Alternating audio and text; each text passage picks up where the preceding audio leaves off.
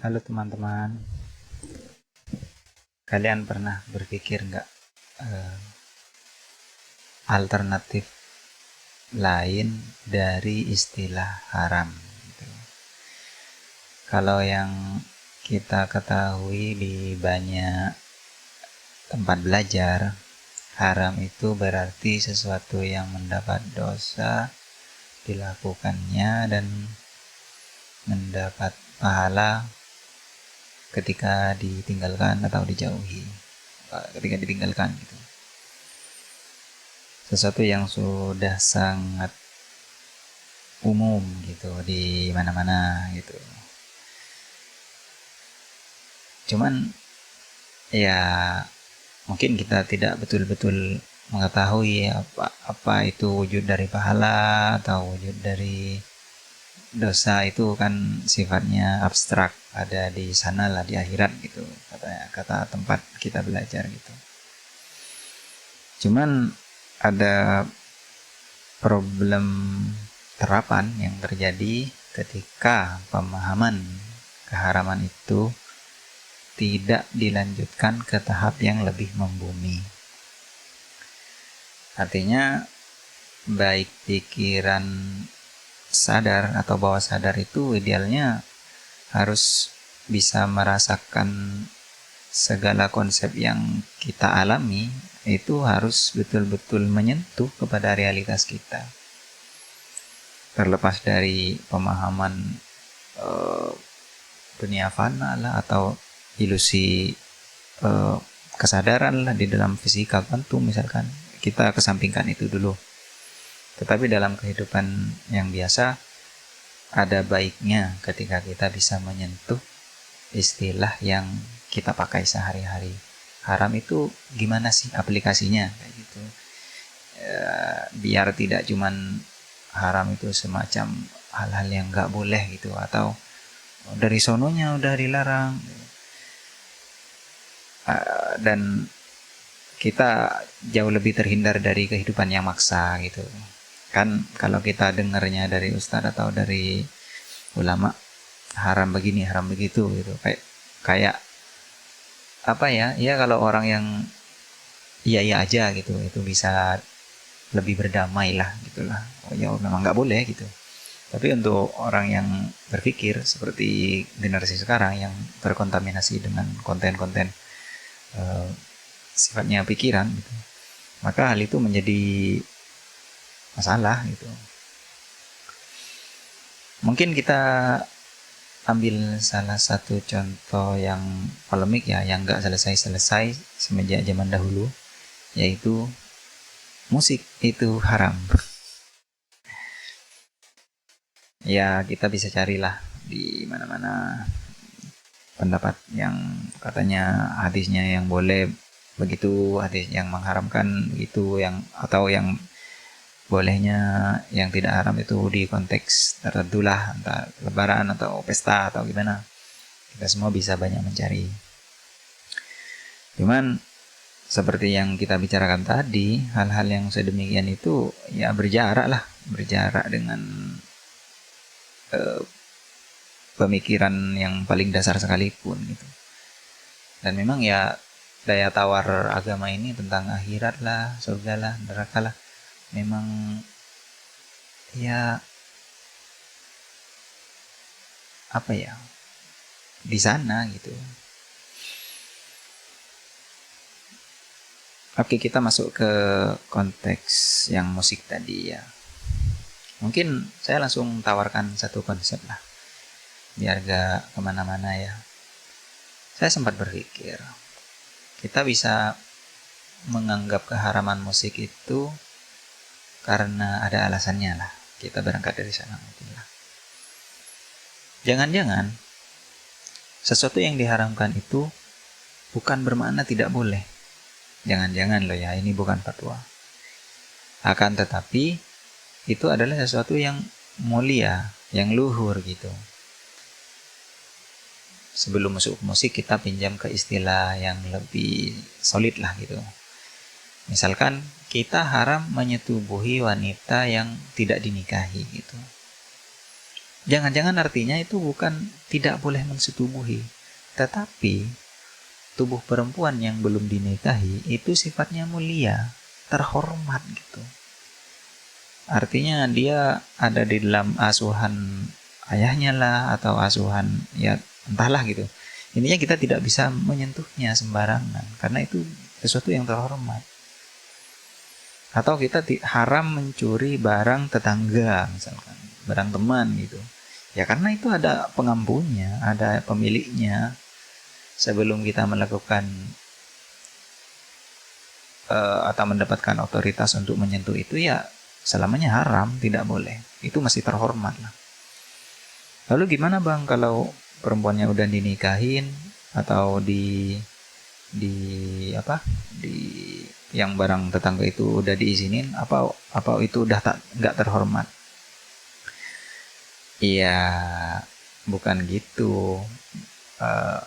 Saya tidak binary option seperti itu. Ya tetap terhormat lah. Tetapi terhormatnya itu benar-benar kalau belum dinikahin atau belum izin menyentuh barang orang lain, itu terhormatnya itu di sana lah, di yang sama sekali berjarak lah, jangan kita sentuh gitu. Cuman kalau kita sudah mendapatkan izin atau entah menikahinya atau melakukan treatment yang baik lah, entah izin atau apa, dan kita siap berada dalam nuansa yang baru yang sudah ada si istri ini atau barang yang diizinkan tetangga ini ada di dalam hidup kita, dan kita bisa memainkannya dengan baik atau bisa menambah kemaslahatan lah, kebaikan di dalam realitas gitu. Ya haramnya itu udah mendekat ke kita, tetap terhormat sebetulnya. Ya contohnya, walaupun kita udah menikahi seorang istri misalkan, ya kita nggak boleh semena-mena memperbudaknya, atau ya ujung-ujungnya saya pakai istilah nggak boleh ya. Kita dilarang untuk menghilangkan kehormatan keutuhan si perempuan tadi. Dijadikan ya pesuruh-pesuruh, yang nggak gitu konsepnya gitu. Tetap sesuatu yang hormat, cuman hormatnya itu udah dekat dengan kita, bahkan setara gitu. Tidak ada di atas kita lah, menjadi di samping kita gitu, menjadi hal yang dekat gitu, menjadi pegangan tangan kanan kita gitu. Pegangan tangan kanan. Mungkin sampai sini sudah kelihatan lah apa itu ya istilah haram yang sejalan dengan istilah terhormat atau ya patut kita muliakan lah gitu. Lalu gimana dengan musik atau alat musik? Ya sebetulnya prinsipnya sama. Mungkin kita bedah ya, ada alat musik yang dimana ada sesuatu yang bergetar di sana dan menimbulkan satu nada-nada gitu. Ada nada C, D, F, G atau 1, 2, 3 atau do, re, mi atau apa istilahnya. Yang jelas dalam pecahan-pecahan itu ada satu getaran atau frekuensi yang mulia, yang menjadi ciptaan Tuhan lah, yang luhur lah, yang agung gitu. Ya itu sesuatu yang terhormat dan tidak boleh diperlakukan dengan sembarangan gitu. Misalnya gini, saya ambil gitar gitu.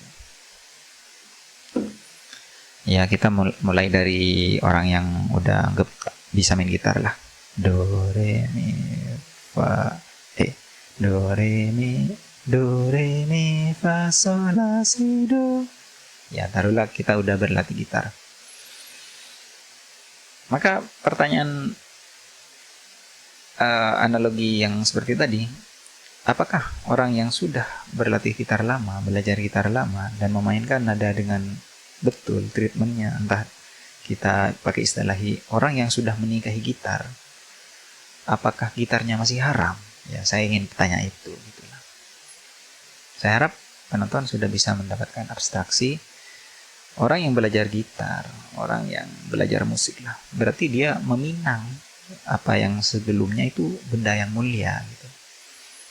Nada-nada ini kan sesuatu yang agung, berdiri sendiri dari sananya, dari alam gitu ya. Cuma nggak senar yang bergetar lah, dengan perlakuan yang baik, entah harmoni antara misalkan C dengan G misalkan, atau pakai nada suspend misalkan C apa ini dan D misalkan, menimbulkan nada-nada yang ya C sus misalkan istilahnya. Ya tak penting itu istilah, bukan gak penting, nantilah istilah musik.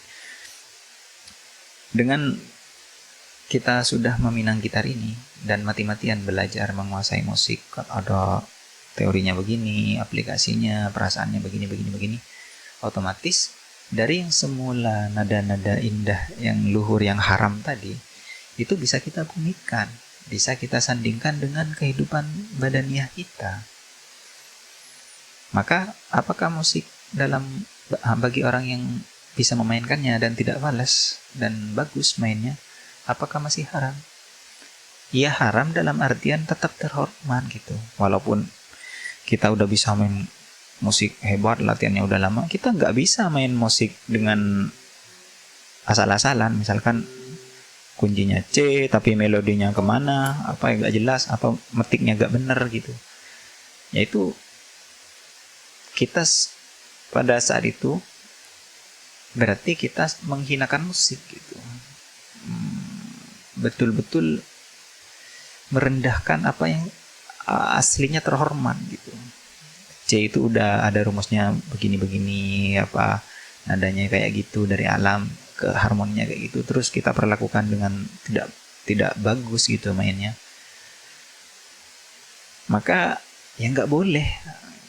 Implikasinya ke sana, nggak boleh. Jadi nggak boleh itu bukan nggak boleh dari sananya. Masalahnya ketika sesuatu yang terhormat kita perlakukan dengan tidak terhormat, seperti gitar ini yang dimainkan dengan cara yang buruk, atau kita belajarnya tidak rajin misalkan, maka ya nggak boleh, itu nggak boleh kita lakukan. Jadi ya itulah asal dari haram diterjemah menjadi tidak boleh. Itu lompat sebetulnya.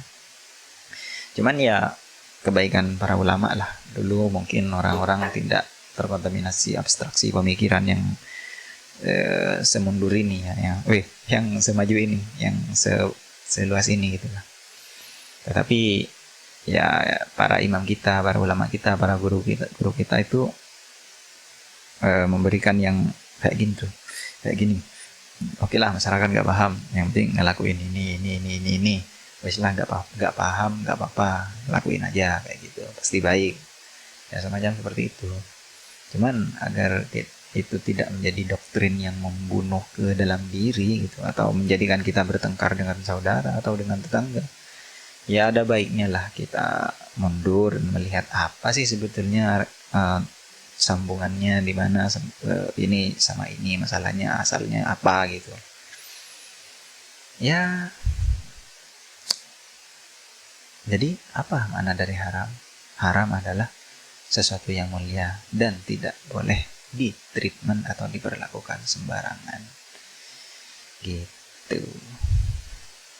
Makasih semuanya, like and subscribe.